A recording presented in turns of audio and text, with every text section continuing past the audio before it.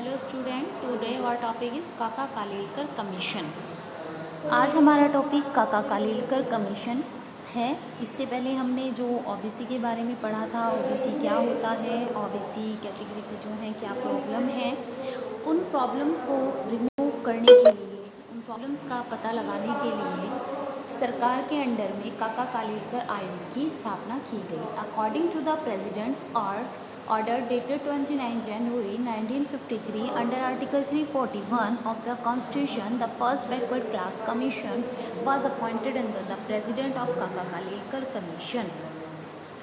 जब समाज में अन्य पिछड़ा वर्ग जो है एक वर्ग कहकर इसे संबोधित किया गया और ये नोटिस किया गया कि हमारी सोसाइटी में इनका एक बड़ा पार्ट है, इनसे रिलेटेड जो है प्रॉब्लम्स हैं, उन प्रॉब्लम्स को कैसे पता किया जाए, कैसे उन्हें रिमूव किया जाए, तो इसके लिए ज़रूरी जो है इस बात को महसूस किया गया कि किसी आयोग की स्थापना इस स्तर पर की जाए जो समाज में स्टडी करे ओबीसी कैटेगरी को। इसी को ध्यान में रखते हुए संविधान का अनुच्छेद 340(1) के अंतर्गत राष्ट्रपति के आदेश के अनुसार 29 जनवरी 1953 को फर्स्ट जो पिछड़ा आयोग कमीशन है उसकी स्थापना की गई। काका कालेलकर आयोग के नाम से इसे जाना जाता है और इसके अध्यक्ष जो थे काका कालेलकर थे, इसी वजह से इसे काका कालेलकर आयोग कहा जाता है। देयर वर्क इज़, जो इस आयोग का कार्य था वो कार्य था समाज में टू टेस्ट और determine socially and educationally backward classes and to prepare a list of such classes. सरकार ने इस आयोग को निर्देश दिए कि आप समाज में सामाजिक और शैक्षिक रूप से पिछड़े हुए वर्ग की एक लिस्ट सूची तैयार करेंगे और उसे डिटरमाइन निर्धारित करेंगे कि कौन सा वर्ग है जो समाज में सामाजिक और आर्थिक रूप से शैक्षिक रूप से पिछड़ा हुआ है और उसकी एक लिस्ट जो है आप तैयार करके हमें देंगे। Number 2, to know different situation of backward classes, पिछड़ा जो वर्ग है उसकी विभिन्न स्थितियों के बारे में पता लगाएंगे। Number 3, to provide such list and suggestion so that their economic condition can be improve by the government. जो लिस्ट आप सरकार को उपलब्ध कराएंगे इस तरह की जो बैकवर्ड क्लासेस हैं उसमें सजेशंस देंगे कि किस तरीके से सरकार को क्या कदम उठाने चाहिए जिससे इनकी आर्थिक स्थिति में सुधार लाया जा सकता है। Number 4, to propose such subject by which the president may direct any other commission, ऐसे विषय के बारे में प्रस्तावित करना जिनके लिए राष्ट्रपति द्वारा किसी दूसरे आयोग को निर्देश दिया जा सके। इसमें मतलब जब लिस्ट तैयार हो जाएगी तो इसमें जो है इस तरह की संस्कृतियाँ, इस तरह के प्रपोजल्स सरकार के सामने रखे जाएं जिससे सरकार दूसरे किसी कमीशन को इसके बारे में निर्देशित कर सके, दिशा निर्देश जो है वो जारी कर सके। Submission of reports related to play categories, और पिछड़े वर्ग से जो संबंधित प्रतिवेदन हैं, जो रिपोर्ट हैं पिछड़े वर्ग से संबंधित, वो जमा की जाए। अब इसमें जो है इस आयोग को ये कार्य सौंपे गए, इस आधार पर समाज में पिछड़े वर्ग आयोग को अध्ययन करेंगे, उसकी सूची बनाएंगे, उसके बारे में जानकारी प्राप्त करेंगे। आयोग ने सामाजिक और शैक्षणिक रूप से जो पिछड़े वर्गों को अध्ययन किया, इसमें स्टडी किया और लिस्ट तैयार की थी। बेसिकली इसके लिए 4 नॉर्म्स, 4 कसौटियाँ उसने निर्धारित की थी, किस आधार पर हम समाज में पता लगाएंगे। हिंदू समाज के परंपरागत जाति संस्करण में निम्न सामाजिक परिस्थितियाँ, यानी कि जो इंडियन हिंदू सोसाइटी है इसमें जो कास्ट सिस्टम है उसमें कौन सी caste, which caste are stand up in low standard, कौन सी कास्ट को जो है उसमें जो उनका सोशल स्टेटस है वो लो लेवल पर है। नंबर 2, किसी जाति या समुदाय के एक बड़े भाग में शैक्षणिक विकास की कमी, जो कास्ट सिस्टम्स है, कास्ट डिटरमाइन है हिंदू सोसाइटी में, इसमें कौन सा जाति वर्ग ऐसा है या कौन सा कम्युनिटी ऐसा है जिसका एक बड़ा भाग, ज़्यादातर जो भाग है, ज़्यादातर जो जनसंख्या है वो एजुकेशनली जो है बैकवर्ड है, शैक्षणिक रूप से पिछड़े हुए हैं। राजकीय सेवाओं में अपर्याप्त प्रतिनिधित्व, जो गवर्नमेंट जॉब्स हैं उसमें किस कम्युनिटी की, किस कास्ट का जो पार्टिसिपेशन है वो लोअर लेवल पर है। व्यापार, वाणिज्य और उद्योग के क्षेत्र में अपर्याप्त प्रतिनिधित्व, और कौन सी कैटेगरी, कौन सी कास्ट के जो लोग हैं उनका बिजनेस में जो है पार्टिसिपेशन एक आइडियल लेवल से कम है। इस आधार पर इस काका कालेलकर आयोग ने समाज में पिछड़े वर्ग आयोग को जो है अध्ययन किया, स्टडी किया और उसकी लिस्ट तैयार की, उन्हें नापा। कमीशन,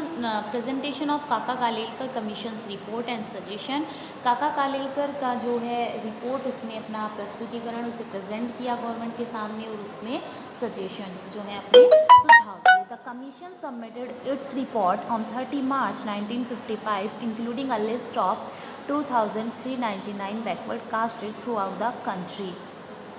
काका कालेलकर आयोग ने अपनी रिपोर्ट 30 मार्च 1955 को एक लिस्ट के साथ शामिल करके, जो लिस्ट बनाई थी बैकवर्ड कास्ट पिछड़ी जातियों की, उसने पूरे देश में से और इंक्लूडिंग उसमें केवल 2399 जातियों को उसमें शामिल किया गया था। End of this the commission describe 837 caste as the most backward, और इसमें से 837 जातियों को ज़्यादा पिछड़ा हुआ उसने नोटिस किया था और इसमें उसने इसे डिस्क्राइब किया था। The suggestion of the commission of backward class are as follows. और इसके बाद कमीशन ने जो इनकी स्थिति का मुआयना किया, उसका निरीक्षण किया इनकी स्थिति का, उसके बाद इस कमीशन ने सरकार को जो इनकी स्थिति के संबंध में सजेशंस अपनी तरफ से जो सुझाव दिए थे कि सरकार को क्या कदम उठाने चाहिए जिससे इनकी स्थिति में सुधार लाया जा सके, वो यहाँ पे इस तरह से हैं। Number first, in the census of 1961 the population should be calculated of the basis of caste. इसमें कहा गया कि जो 1961 की जनगणना है, उस गणना में जो जनसंख्या को शामिल किया गया है, उसमें जो लोगों की जनगणना है वो जाति के आधार पर उसकी गणना की जानी चाहिए, जाति के आधार पर उन्हें शामिल किया जाना चाहिए। The social backwardness of a class should be evaluated on the basis of its low status in the traditional caste base of Hindu societies. Hindu समाज में जो पारंपरिक जाति का विभाजन है, उस आधार में जो निम्न वर्ग की जातियां हैं, उस आधार पे इन जातियों को सामाजिक रूप से पिछड़े हुए स्तर में शामिल किया जाना चाहिए। Assuming all women as a class they should be considered backward class. और समाज में जो स्त्री वर्ग है, फीमेल वर्ग है, उसे एक वर्ग के तहत, यानी कि उसे एक वर्ग, स्त्री वर्ग को एक अलग वर्ग मान के उसमें कैलकुलेट किया जाना चाहिए और उनका जो है उसे बैकवर्ड क्लास, पिछड़े वर्ग में शामिल किया जाना चाहिए। 70% seat should be reserve for backward class student in the technical and business institution. और जो पिछड़ी वर्ग से संबंधित विद्यार्थी हैं, उनका टेक्निकल और बिजनेस, तकनीकी और व्यापार जो शैक्षिक संस्थान हैं, उसमें 70% सीट्स इन कैंडिडेट्स के लिए, ओबीसी कैंडिडेट्स के लिए रिजर्व होनी चाहिए। 25% seats in first class service in government service and local bodies appointment, 33.33% seat in second class service and 40% seats in third and fourth class service should be reserve for backward class. इस आयोग ने सरकार को ये suggest किया कि जो government service हैं उसमें फ़र्स्ट क्लास में 25% सीट, सेकंड क्लास में 33.33% seats reservation and third and fourth जो सेवा स्तर है उसमें 40% रिजर्वेशन जो है अदर बैकवर्ड क्लास के लिए किया जाना चाहिए, तभी इनकी भागीदारी एडमिनिस्ट्रेशन लेवल पर बढ़ाई जा सकती है। तो इस तरीके से यहाँ पे जो है गवर्नमेंट ने जो आयोग निर्धारित किया था, काका कालेलकर आयोग ने स्टडी किया समाज में, उसने कुछ नॉर्म्स लिए, उस नॉर्म्स के बेस पर उसने अदर बैकवर्ड क्लास की जो एक लिस्ट तैयार की, उनकी समस्याओं को, प्रॉब्लम को स्टडी किया और उसके बाद उसने डिसाइड किया कि क्या इनकी समस्याएं, किस तरह से इन्हें प्रमोट किया जा सकता है, इम्प्रूव किया जा सकता है। उस बेस पे उसने सरकार को, जो भी हमने डिस्कशन पढ़ा, इस डिस्कशन को उसने जो ये सजेशंस हैं, सरकार को सजेशंस दिए, जो रिजर्वेशंस हैं और जनगणना में उनकी कैलकुलेशन है, इस बेस पर कि अगर ये कदम सरकार उठाती है तो काफ़ी हद तक अदर बैकवर्ड क्लास का जो है सिचुएशन को इम्प्रूव किया जा सकता है। इस आयोग के जो सदस्य थे, पिछड़ेपन की जो कसौटियों को लेकर काफ़ी मतभेद रहे, जैसे इसमें हमने पढ़े हैं कि पिछड़ेपन में कौन सी जातियों को शामिल किया जाए, तो कुछ लोग किसी और तरह एग्री कर रहे थे, दूसरे लोग किसी तरह एग्री कर रहे थे। तो इसके बाद आयोग के रूप में जाति को ही पिछड़ेपन का आधार माना गया, जबकि कुछ सदस्य जो थे वो पिछड़ेपन का आधार, बैकवर्ड का जो बेस है वो किसी और चीज़ को बनाना चाहते थे। यह भी महसूस किया गया कि आयोग द्वारा अन्य पिछड़े वर्ग में हिंदुओं के अलावा दूसरे धर्मों से संबंधित निम्न जातियों को शामिल न करना उचित नहीं है। ओबीसी कैटेगरी में उस समय, हालांकि बाद में इसमें काफ़ी चेंजेस हुए हैं, उसमें अदर रिलीजन के पीपल को भी इंक्लूड किया गया है, but in first time this commission not included any other religions people in backward class. और इसी पॉइंट को लेकर जो इसके मेंबर्स थे उनमें काफ़ी इश्यूज़ रहे हैं। हालांकि इसके बाद जो है यहाँ पे हमने देखा, जो इसमें रिजर्वेशंस की बात की गई थी गवर्नमेंट जॉब्स में एंड टेक्निकल बिजनेस इंस्टीट्यूशन में कि इसके बेस में जो है इनकी पार्टिसिपेशन है, इनकी भागीदारी है, उसे बढ़ाया जा सकता है। 1977 में जब केंद्र में जनता पार्टी की सरकार बनी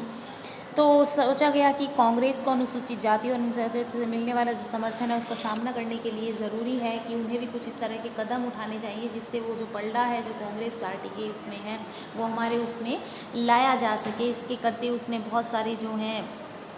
अपनी चीज़ स्टेप्स हैं, अपने जो कदम हैं ओबीसी के रिगार्डिंग उसने उठाए थे। और इसके बाद बेसिकली ये ज़रूरी समझा गया कि दोबारा से स्टडी किया जाए और दोबारा से जो है ओबीसी से रिलेटेड कैटेगरीज़ हैं, जो कास्ट हैं, उन्हें स्टडी किया जाए प्रॉब्लम के लिए। तो तब जाकर के एक अलग जो आयोग है, नया आयोग जिसे मंडल आयोग, मंडल कमीशन के नाम से जाना गया, उसको बनाया गया सरकार के द्वारा। इसके बारे में हम आगे नेक्स्ट वीडियो में स्टडी करेंगे।